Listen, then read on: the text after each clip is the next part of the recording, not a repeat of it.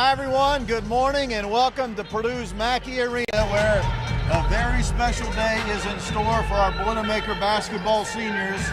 Final regular season home game of the year, Senior Day for 6 Purdue seniors, as they will try to cap off an undefeated home season, taking on the Wisconsin Badgers here in a rematch of the game, played on back on February the 4th in Madison, Wisconsin.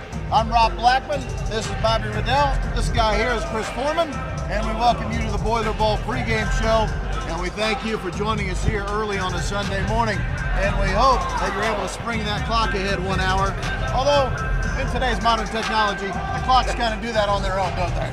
We don't really have to mess with that anymore. Well, here's what we have going. I literally have a list in front of me of superlatives that our ball club have either already set or could set today with a victory. The list is too long for a 15-minute program, but I'll try to cover most of them. Let's start with this one, Chris. If Purdue wins today, undefeated at home. That has actually rarely happened here at Mackey. Yeah, this will be the 4th undefeated home season in school history. The last one coming in 2019 with Carson Edwards and Ryan Klein and that team. It doesn't happen very often, so this would be about win number 17 in a row, I believe, if you get it, which is about one of the top 5 longest in the country right now. So it's hard to go undefeated in an entire season at home. You get a lot of upsets. You get a lot of teams, playing above their abilities. So to go out and take care of business every night, hopefully doing so again tonight, is a huge testament to this team. Wisconsin is 19-11. They're 11-8 in Big Ten play. They've lost 7 of their last 10. Purdue, already the Big Ten regular season champs outright, we know that. But Purdue is 27-3 on the year. That's a significant number because no Purdue team, Chris, has ever won 28 regular season games. Yeah, this would be a school record for regular season victories as well, going 28-3. The 1987-88 team went 27-3 also. They didn't play an extra game that we're afforded to this year. So again, just want to take care of business at home. You set a lot of standards with the win today. And, you put yourself in position to be one of the greatest teams in school history if you get that done. Purdue has also captured back-to-back outright Big Ten titles. Bob Riddell, the last team to do that, was the Ohio State Buckeyes in 2006-2007.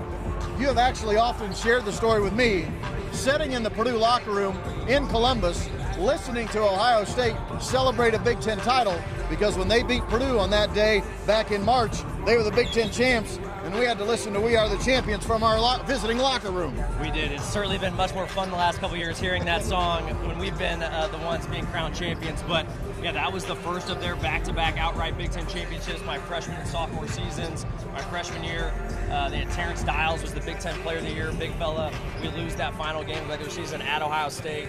They're celebrating. And the following year, they just reloaded with Greg Oden and Mike Conley and company, and they were able to go back-to-back. So just an unbelievable accomplishment by our ball club to be able to do something that hasn't happened since the mid-2000s.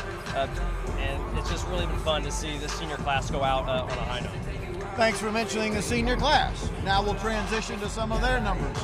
They have currently won 58 Big Ten games over their 4-year career. I know Lance Jones wasn't here for all 4, but play along. 59 would be the school record. They could get it today. That's a lot of wins over 4 years. That's a lot of wins. It's obviously a very good chance that's going to happen. And man, let me beg you, because 59 is a Big Ten record, right? It would tie it. Yeah, I said school record. That would actually, I'm sorry, Bob, I set you up terribly. That actually tie Indiana's record. They did it 2 back-to-back years. 59 wins in Big Ten games for anyone in the history of the Big Ten. So right. Take 2. Because they are the most winningest class in Purdue history, and this would be, setting the Big Ten record, which, that's unbelievable considering all the great teams and the storied schools in this conference. For them to be able to set that record, that's going to be something that could definitely last for quite some time. All right, I'm just going to read right off the page from here on out, fans, because I don't want to screw it up. And again, this could take 30, 45 minutes. We'll try to condense it the best we can. Let's see. Oh, how about this, Chris? This one really caught me off guard, although it should not have.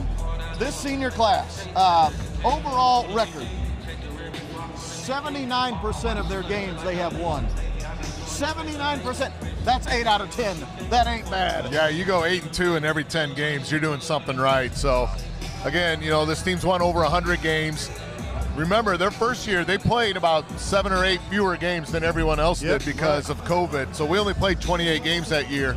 Most Purdue teams right now are playing 35, 36, 37 games. So you give them 8, 9 more games, they're probably setting the school record for wins in a season. They can still get there, but we're about 5 or 6 behind. So you got to go on a run in the NCAA tournament, which obviously we want to do. But, just the standard they've set, they've only got 25 losses or so, 103 and 25 or something along those lines. So just a tremendous stretch of basketball that Purdue's been playing the last 4 years. 103 and 27. That's why I'm now putting the notes right in front of my face, so I hopefully don't screw up many more times here going down the stretch. Zach Keady today. Let's talk about the seniors while we still have a chance to talk about them individually.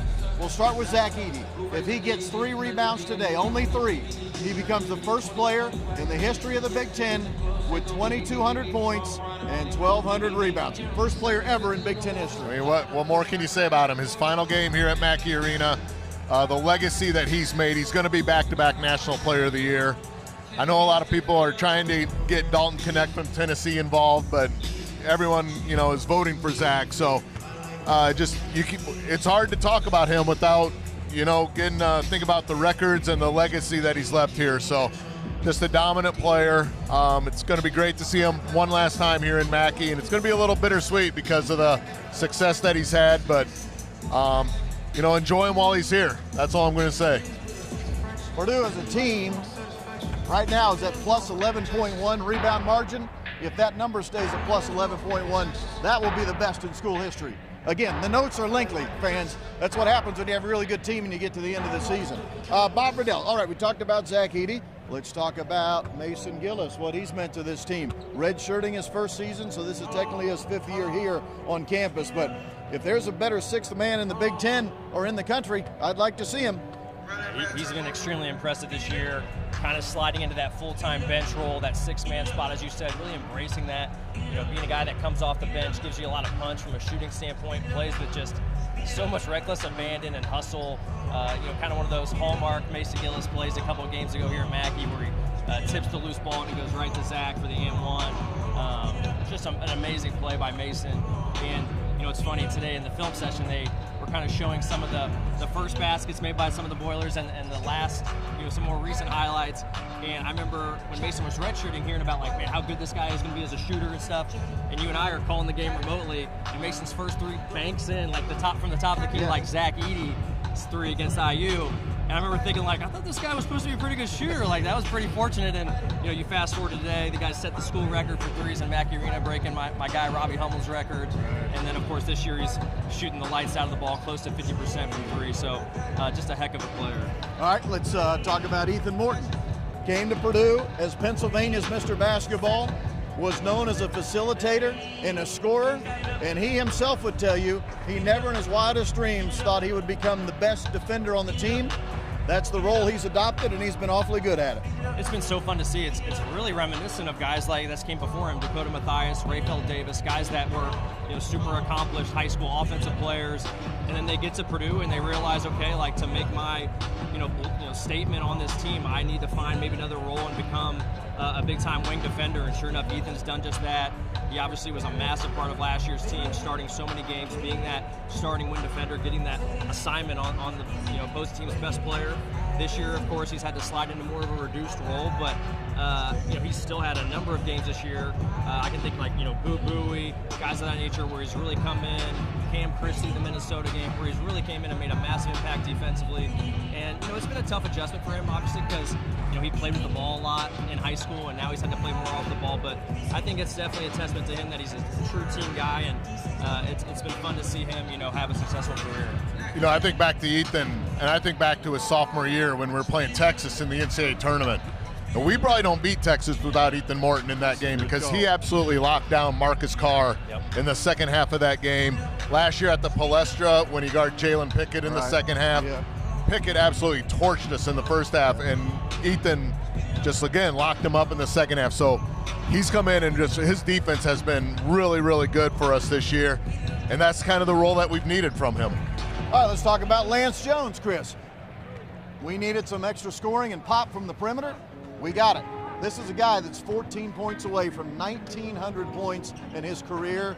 and I don't know that we could have found a more perfect portal fit than Lance Jones for this year's team. Lance has been just absolutely tremendous for the Boilermakers this year, giving us everything we've needed from the defensive end to the offensive end. He's a spark. He can get to the hoop. He can make threes. When he gets going on his three-pointers, they usually come in bunches too, which is really good to see. So off the court, Lance is one of the best people I've been around for a long time. He's personable.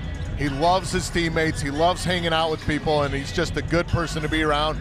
And he has been a perfect addition for this team. And he has to cut in on that real quick. Think about that. David Jenkins and Lance Jones in back-to-back years. You go portaling, and you get two guys who couldn't have fit in better from a culture. And Lance just wants to win. Like, that's why he came here, to play on a really good team, to make the NCAA tournament. He hasn't been there before, so he's living his best life right now here on the court with the Boilers. He has also made 270 career threes.